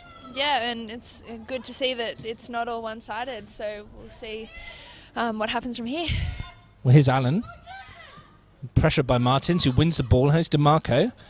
Brilliant in the tight space from DeMarco. Now here's a chance if Field can get across there. De Andrade's come over to it, and Grace Field just didn't have the legs to get there. And that one smashed up the field towards Brown. Touches heavy, and Whiteley's going to win it, but Brown gets back and wins that one. That's a bit short. Now can Bowie get goal side of De Andrade? She can. Chance pass for Sophie Bowie. Still going in the area. Shoots right-footed, but straight down the throat of Nat Lacey. Good strength from Sophie Bowie. Yeah, that was really good to get on the ball there. Unfortunate that she had a little bit of a miss-hit, but it's good to see Gungahlin hitting the goal. Yeah, it seems to have opened up a bit all of a sudden. As defensively, this is going to be quite easy for Percival. Rapp's gone across to make it hard, and well, Percival's dawdled on it, and Rapp's won it, and she should never have done so, and she's got herself a free kick. Yeah, she should have just kicked it out. Sometimes it's the safest option. Yeah, I don't think she saw Rapp coming, and it's not much of us. You wouldn't have heard her coming. Yeah, that's for sure, but Maddie might be kicking herself if this comes off to a goal. So. Well, let's see what they can do from the free kick. It's almost akin to a corner. It's swung in. Haradimas has got to come and win there. She's not, and the header is just wide of goal on the far post. That was, I think it was, I'm not sure who that was. That Whitfield that was coming in? I would have almost given that a corner, to be honest. lucky I'm not the ref. Well, it's Plummer, in fact, who got goal side and just got a slight shaved off her forehead, I think, and just wide. But another chance again for Woden, a half opportunity. Here's Leach, first time she's been involved. And Allen and Whiteley battling, as they have done all afternoon. Got 27 minutes to play here at Gungahlin enclosed, no goals. But it feels like there's one coming, doesn't it, Meg? Yeah, 20 minutes ago I would have said it was coming from Woden Weston, but it's I don't know who's going to score now. Yeah, well, Gungahlin have certainly come back more into it after starting the second half on the back foot again. It's up towards DeMarco. Good control. Great. And a good ball too to chase for Percival, who's gone up there onto the right-hand side. Yeah, see, Bridget Plummer's just got caught a little bit too high there, and they've exposed it down the wing, so she's just got to be a little bit careful about that. Here's DeMarco. Aitchison hoiks that one up towards the exit penalty, and Bowie's going to bring that down brilliantly, and it's going to break for Field, who shoots right-footed, but no pace on the shot, and it's straight down the throat of Nat Lacey, who just sends that one forward, and Patterson's back there, and her header's only going to fall for Brown. Can she send this one through? There's a chance if she can. Here's McGlaskin. She can't get into control, though, and Percival's back there to win it. For a moment there, it opened up for her, and it's going to break for DeMarco this time, and it's getting end-to-end now as the ball down the wing looking for Pennyfield. Now, first time we've seen her get goal side, but good defending once again by Plummer. Erica should have stepped across Plummer there. She would have won a free kick or got inside, so hopefully she can do that again. But as I've said, Bridget's quite quick, so can make up the metres. It's certainly opening up as a game now, though, which is good for everybody watching here and on Bar TV Sports. Free kick to Gungahlin. Perhaps a shooting opportunity again. Yeah, I think, I don't want to jinx her again, but this one's a bit further out. Lani's good at the long-range shots. And probably a better angle for the right footer as well, so we'll see what she can do here. It's a fair distance. There's a three-person wall. Here is Aitchison, clips it up over the wall, but it's going to dip too soon, and Lacey has read it particularly well.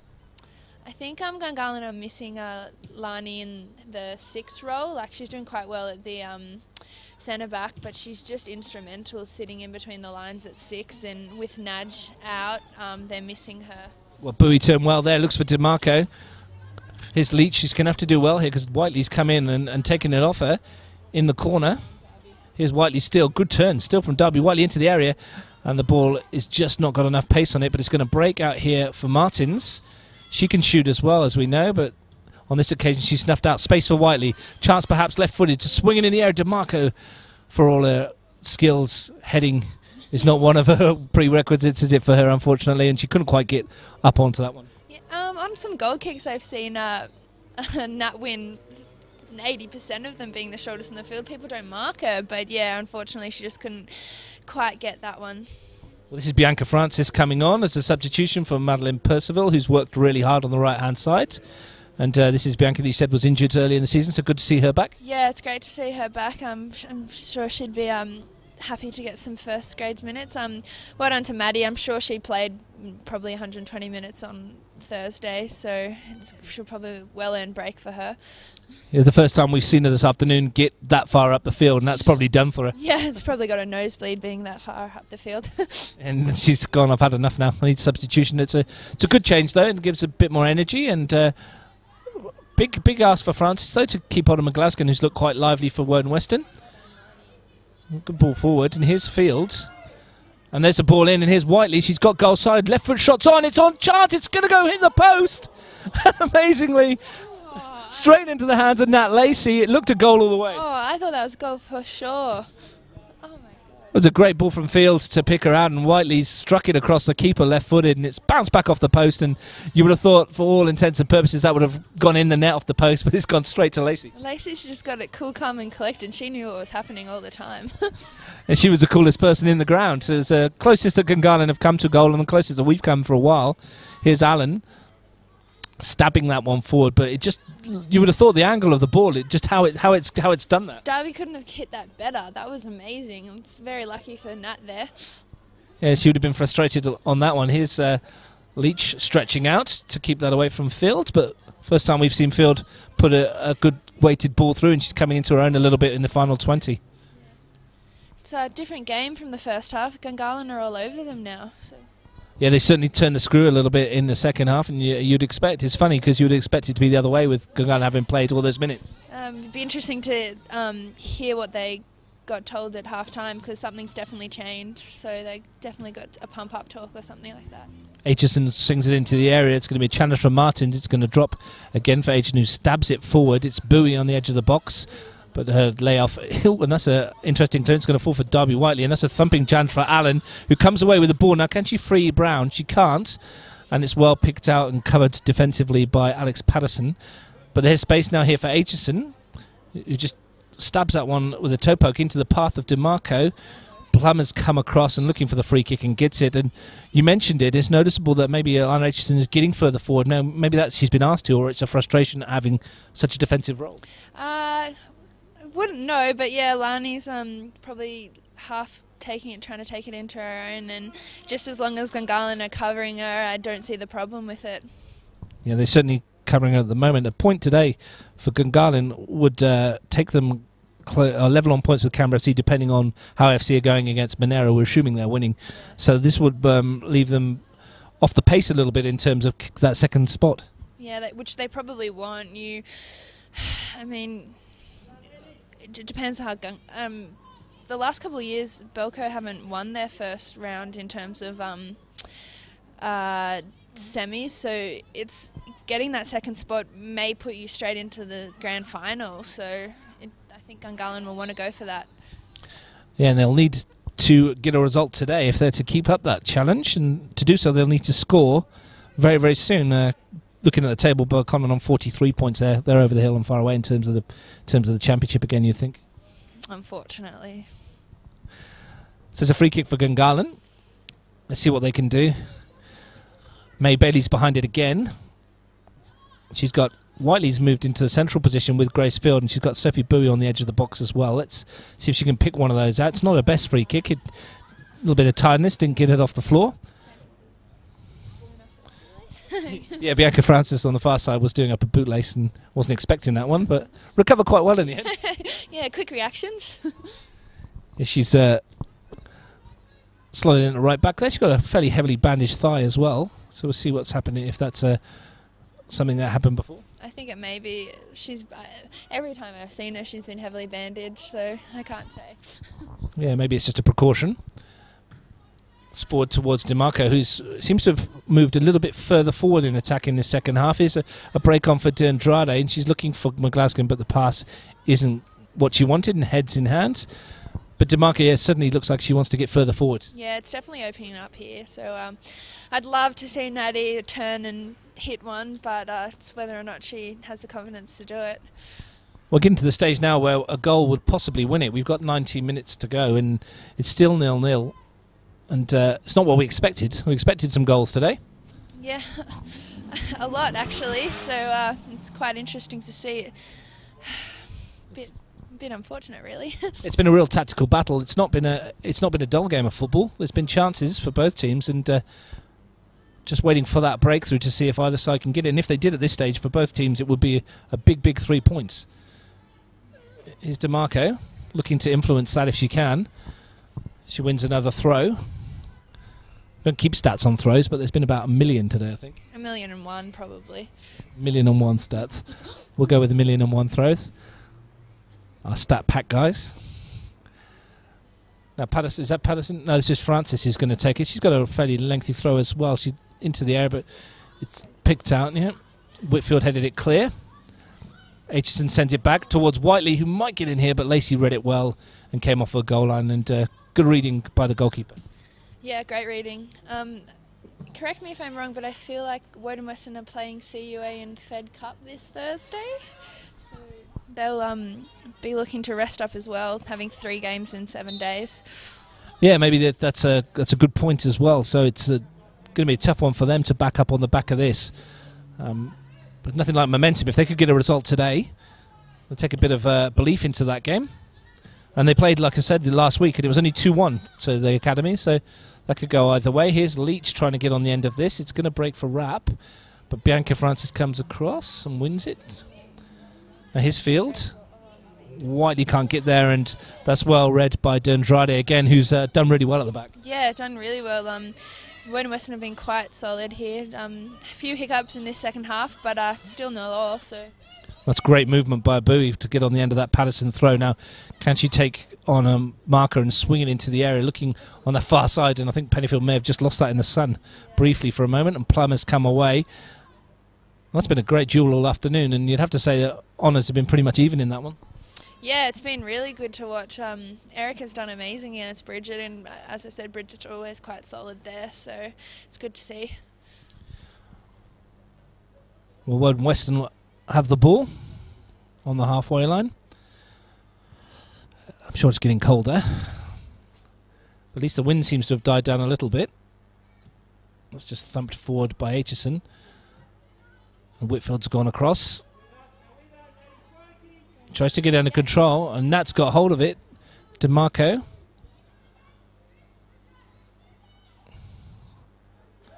And that was Crittenden who tried to help it on its way. And we're going to get another substitution, the last one, I think, for Woden Weston. This is Laura Vanderbroek, who's coming on. For Cassia McGlaskin, I think that is, who's worked really hard this afternoon. Yeah, Vanderbroek's wearing a great number there, number 8. I'm quite impressed with that one. She comes on, and we'll see what she can offer. I think McGlaskin can be proud of what she's done today, put in a good shift. Vanderbroek, that's a like-for-like substitution, it looks like. She'll go across onto that left-hand side. Yeah, we'll see her zipping down the line, that's for sure. We mentioned that she is a goal scorer, as is her twin sister, who's still at Canberra, I think. Is she still at Canberra? I'm not sure. Is she here as well? I think they're here as well, unless I'm seeing double. I'm pretty sure they're both at Woden Weston. Good signings for Woden. Got a very young side as well, and they've got a lot of potential heading into the future. Yeah, they've got a pretty perfect mix of experience with Rachel Crittenden, and then all the young girls coming through. They've done amazing this season. They've definitely picked up the quality, that's for sure. Well, here's DeMarco looking for Field outside her. There's 4 Gungahlin shirts in this attack as well. What's Grace Field got for us at the moment? She comes back, and it's a little bit of a misplaced pass from Field. Not her best effort. Aitchison's going to have to watch this as Rapp's after it, and Rapp's going to get there. She's got Brown with her. And here's Brown, nice little nutmegs.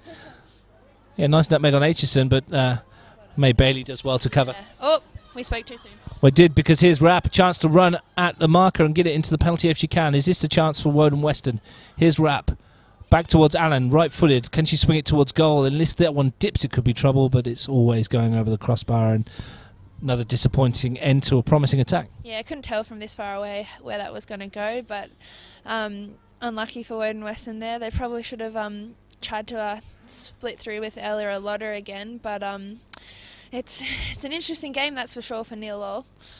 14 minutes to go, plus a little bit of stoppage time. I don't think there'll be too much of that in this half. Aitchison sends a goal kick forward. Here's a chance, perhaps. The ball is through now. Bowie, can she get on the end of this? Lacey's decided to come and not come. Whiteley's come too. And Lacey's hesitation was almost fatal, but she recovered well to get there. His Field. Leach shadowing her. Came off Leach's boot as well towards Bowie. A good tackle by Crittenden. Now Rapp's made the run for her. Can she slide her in? Rapp's got goal side here. Out comes Haradimos. Can Haradimos get there first? She can, and that's good goalkeeping from Haradimos at the other end. Yeah, it's end-to-end stuff here, isn't it? It's quite interesting. I can't believe this is only 0-0. Yeah, we're hoping for a goal before the end. Here's Ella Brown on the overlap, trying to play the ball in field, but Patterson had tracked back. Now here's Field. Long way from goal.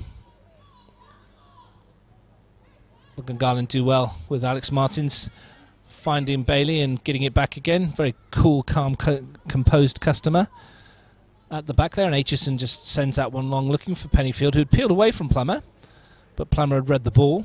Here's Pennyfield. Bowie's gone deep. Now she's going to get Pennyfield back again. She's got DeMarco arriving in the centre. Whiteley's there on the far post. Here's Bowie. Was a little bit behind her and she couldn't quite take it in her stride. Battling with Whitfield. And away comes De Andrade. And something at the other end, perhaps. Opportunity for Vandenbroek. The first time she's stretched her legs, and it's come off her boot and it's going to go out for a goal kick.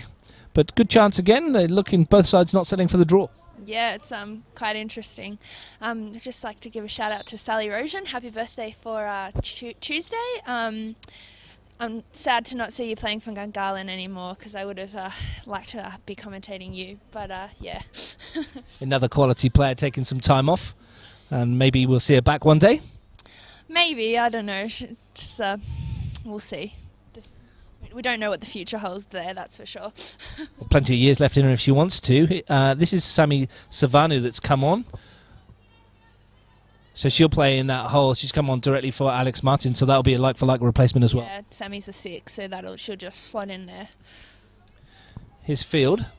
Beaten to it by D'Andrade, who's then taken out rather agriculturally by Alex Patterson, who I think was genuinely going for the ball there, but she's going to pick up a yellow card, which is slightly unfortunate.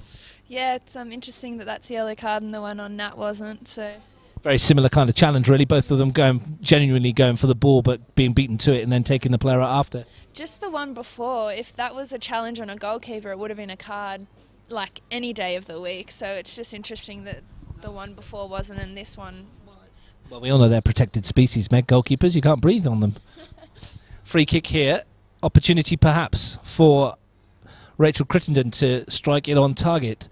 You'd think she'll probably have a shot here. There's a couple of players she could pick out if she wanted to go to the far post, but I'm pretty certain she might line this one up and have a pop. That wall doesn't look particularly 10 yards away, but benefit of the doubt. Here's Crittenden. Let's see what she can do. Has she got the ability to get this up and over and dip and swerving, and it's just going to fade away from goal, but for a moment it looked goal-bound. Too much bender like Beckham, unfortunately.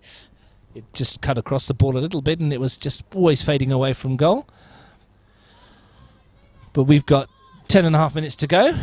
Still 0-0. Very vocal goalkeeping from Nat Lacey. We can hear from up here. Probably just trying to keep warm. It's freezing.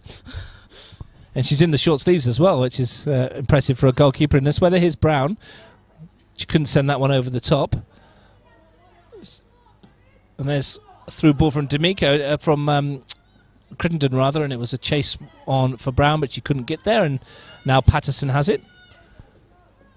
Prods it forward, but Allen wins it in the air. Here's Savanu battling with Crittenden, and Crittenden wins that battle, but she doesn't win the second one, and Aitchison wins the ball, and here's a chance perhaps for Gungahlin on the break if they can free Whiteley. Now she's got a bit of space. Allen's come across to cover her. Whiteley will take her on there, and Allen just leans into her defensively and concedes a free kick. Yeah, no, if Lynn didn't call that one, it would have been quite interesting. But yeah, Darby did quite well there to get her body on, and smart play, really. Yeah, she got goal side, and Allen didn't want her to go any further, so just lent into it. It's a cheap free kick to give away, but probably a good one at this stage. Yeah, it's either that or a goal. We'll never know. So see what Lani can do with this one. Well, again, she could shoot. She could shoot here from this range, or she might drop it towards the far post. Let's have a look to see what Aitchison can do. They've put someone on the far corner. Whitfield's actually standing on the post just in case she does whip it across goal into that area. Here is Aitchison. Drills it towards the far post, and it's almost towards Grace Field, who was leaning on Mary Leach, and gives away the free kick. And would have thought she might have just whipped that one in towards goal and hope for a touch. Yeah, I wasn't going to say anything. I feel like I've jinxed her too much this game. Won't be happy next time you say, oh, there's nothing in this one, and she'll probably drill it in the top corner. Yeah, so maybe I should have done that. Sorry, Lani. Coming into the last 8.5 minutes. It's a ball forward towards Vandenbroek, and if she keeps this in, there could be a chance for Woden Weston. She does. Tracking back is Francis. Vandenbroek swings it in towards the penalty area. It's a bit of pinball, and eventually it's hooked clear. D'Amico tries to bring it under control, but looks a bit tired there when she was going for the second touch. Yeah, don't blame her. As we said, this ground is quite hard. She's probably feeling it in her legs, as is everyone else. So it's quite interesting that the game's quickened up towards the back end of the half. It's good to see that both teams are still looking for a winner. Here's DeMarco, who's looked very lively throughout. Aitchison was looking for the pass before she'd even played it here, and as Crittenden steps away from the tackle, chance perhaps if she could slide one of the runners through. One of them is Rapp. Coming in on the far post is Brown, but she's not picked out either of them, bisecting them both perfectly. Yeah, I think Ella held her on a little bit too far there, but that's all right. And that ball's allowed to bounce, and Bowie can bring it in control. Tries to turn, but that's good defending by Whitfield, who saw that all the way. Now finds Crittenden. And Bailey's come out quickly to stop that. Here's Allen. Can she put this into the danger area? She can, but Aitchison's read it all the way.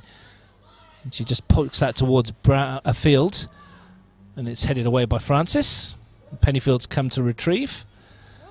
A bit of a clash of bodies there, and it's broken for D'Amico, and it's a free kick for a shirt tag. And looking towards the last 7 minutes, Megan, we don't have an official player of the match, but Alana Aitchison's been up there, you think? Yeah, if Nat had the same first half she did in the second half, I would have given it to her, but Lani's done quite well. Darby's done quite well. Ella Brown's up there. Rachel Crittenden. It's a close game for man of the match, that's for sure. Yeah, nobody's really stamped their authority on it, but there's been some good individual performances throughout, and here's D'Amico, who's been one of those. This time she plays it into Bailey, and Leach's through ball is going to roll harmlessly into Haradimos. Not long to go. She bowls it out underarm. Interesting ball to Pennyfield, who's got no option, so has to come back to Aitchison, who rather stabs that one forward. Bowie's held the ball up well, and cheeky little back heel towards Francis, who concedes a free kick. Yeah, I think Woden are trying to hold on for a draw here. They'd be very happy to take points off Gungahlin, but I don't think Gungahlin will be happy with a draw. No, they desperately want the points, as I mentioned earlier on, to keep in touch with second place. Here's De Andrade.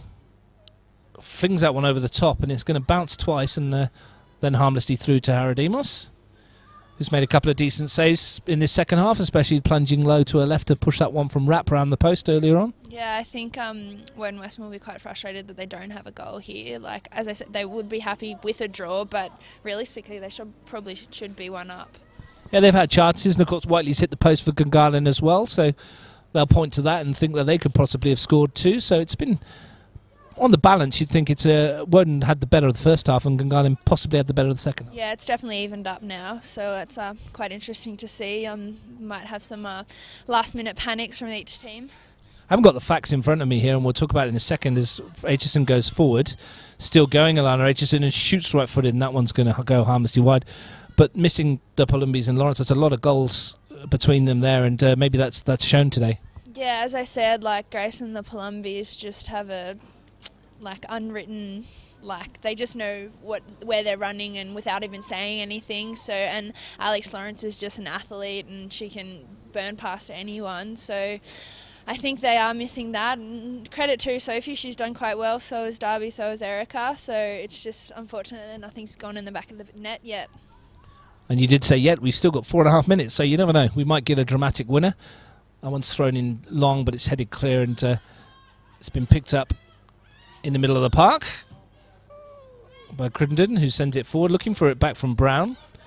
And she's got it back, and a chance perhaps for Rachel Crittenden to send it forwards, but Francis has read it, and Aitchison sends it up towards Pennyfield, and that's a coming together, and both of them felt that one as Francis sends that one forward.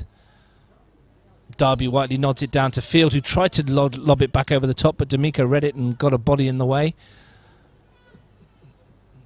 This one's bounced up into the air, and Patterson's come to retrieve it on this near side. Good challenge from Crittenden, though, and it's going to fall for Rapp, who sends it down towards Brown. Now she takes this towards goal. Savanu's come across, and the first touch let her down a little bit, but she's won it back. Chance perhaps to swing it towards this near post, but Aitchison's there, as she has been all afternoon, to clear up and find Patterson. And here come Gungahlin on the break. Field steps away. Now here's a chance if she can put Whiteley in behind with that ball down there. But look at the pace of De Andrade coming back. She's not going to give this one up, and Whiteley does well to win the corner in the end. Yeah, Ella should have trusted herself there. She's probably a little bit of an inexperience. As I said, she's only 15, but I would have push that one past if I was her. So unfortunate for that, because now after that Gungahlin's got a corner, so we'll see how we go. Yeah, she looked like she was in. Savannah did track back quite well to block that run when she came back inside, but if she'd gone on the outside she may have got away.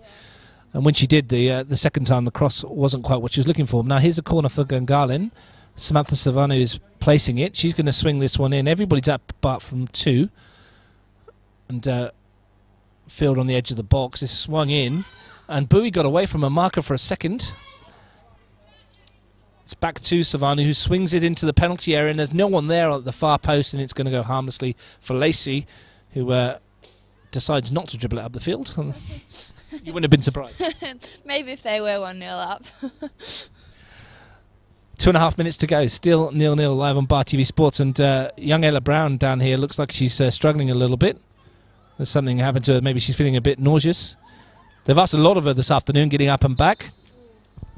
Yeah. So it looks like Woden will play the last few minutes with 10. She looks a bit distressed down there, doesn't she? Yeah, I think she came off that tackle with Sammy a bit gingerly, so we'll see. Hopefully she's okay.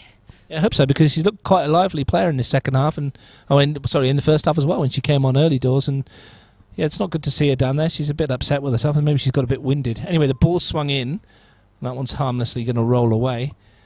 Yeah, she's a bit distressed, yeah. Yeah, but as we said, she's only 15. She's got fair few many years to come, and she's just going to come into her own, and she's already so quick. Wait till she gets a bit of strength on her, and she'll be a force to be reckoned with, that's for sure. Yeah, she's going to be very proud of what she's put in, the shift she's put in today. I think she's probably a little bit, like I said, a little bit hurt and a little bit disappointed having to leave her team down to 10 with 90 seconds to go. And here's a break on that far-hand side. A real opportunity for Pennyfield, who's got away goal side. Has she got support? Look at Plummer tracking back. An amazing piece of defending at this stage of the game for Bridget Plummer, tracking back about 60 yards to get the tackle in. Yeah, that's just standard from Bridget. She's a quiet little competitor, just gets in everywhere. Ball is swung into the area, and it's just hammered clear at the back there by Whitfield, who just wanted to get anything on it once it bounced around. We're into the final minute, plus whatever Nunzio Renato and his staff decide to add on at the end of the match. Will we get a winner? Or are we going to have to settle for a goalless draw? Whitfield heads it down. Gungahlin have the ball, but they've given it away. They're going to get it back, though, with Savannah, who just chips it forward. Probably should have come to this near side where there's acres of space for Patterson. Here's Vanderbroek.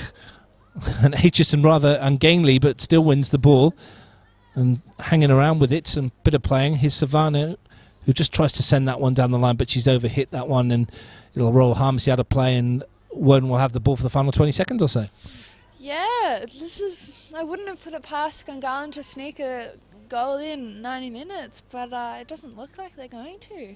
Now, it looks like Woden Weston, who've come here looking for an unlikely point, you would think, at this stage of the season. They've looked at the opposition, seen what they've had a tough week, thought they could get something out of it, and they've pressed really well. And let's see if they can hold on, or even nick one at the other end, because that wouldn't be undeserved either. No. Here's a chance for Crittenden. She's got away from DeMarco. Now she's slid it through and wraps away on goal here. Here's Lotta Rapp. Can she finish it off? Gets it onto the left foot. Lotta Rapp in on goal and scores! Brilliantly finished in stoppage time. Lotta Rapp probably wins it for Woden Weston. Great ball through and great composure when she got in to finish. And I probably just jinxed it for Gungahlin. I'm really sorry, but that's how soccer is. Well, they threatened early on to get in and do that, and they have got in with minutes to go, and that is a big goal in the scheme of things. They definitely deserve that. Lotta should have got one in the first half. That was very well done.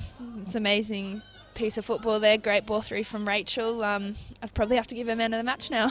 First touch was excellent. The second to open the body up to get it onto that left foot, and then the finish when she needed it was superb. Yeah, fantastic stuff from Lotta there. And yeah, as you said, she's probably won it for Woden here. Well, is there time for Gungahlin to hit back? Whiteley concedes the throw, which the Isha Andrade will come and take. And all those Gungahlin players watching will be bit distraught right now, Mick. Oh, I think Tuggeranong's going to be more distraught. We had a chance if we could beat Woden next week, but I think we're just dropped off now. And there's the final whistle. That moment from Lotta Rapp does decide the game. There was probably about 35 or 40 seconds played after that, so it really was the last kick of the game near enough. And probably on the balance of play, you'd say they may have deserved that on chances created. Definitely in the first half they were the better team, and they should have had one or two there, so it's not like they've stolen a victory here. Maybe before the game started you wouldn't have believed us if we said Woden won, but yeah, props to Woden. As I said, it's very hard to break down, and they deserve that wholeheartedly today. Yeah, in a tight match in which chances were at a premium, they probably had the better of them, 2 in the first half, and then that one at the end, which they've scored there. And Gungahlin, in response, really only the shot from Darby Whiteley that came back off the post that really threatened to open up Woden. Yeah, they had a few free kicks that probably didn't go as well as they usually do for Gungahlin, but yeah, there's not much I can say. I'm pretty impressed with Woden today, actually.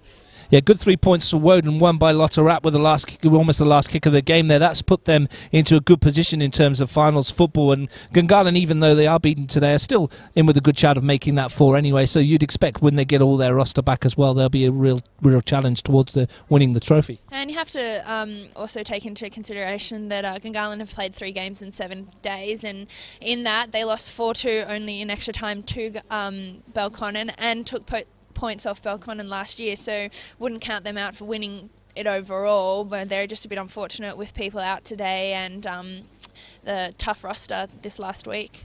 And maybe it was that legs and tiredness at the end that got them. Meg McLaughlin, thanks very much for joining us here this afternoon. Good luck with your injury, see how it is, and good luck for Tuggeranong this season. Thank you very much, Russ. Thanks for having me. So that's it from Gungahlin in close, where the game was decided with virtually the last kick of the game. Lotta Rapp, the match winner, getting goal side of the Gungahlin defence to slot it in the corner past Alina Haradimos and make sure that the women's MPL match here didn't finish goalless. It ended Gungahlin United 0, Woden Weston 1.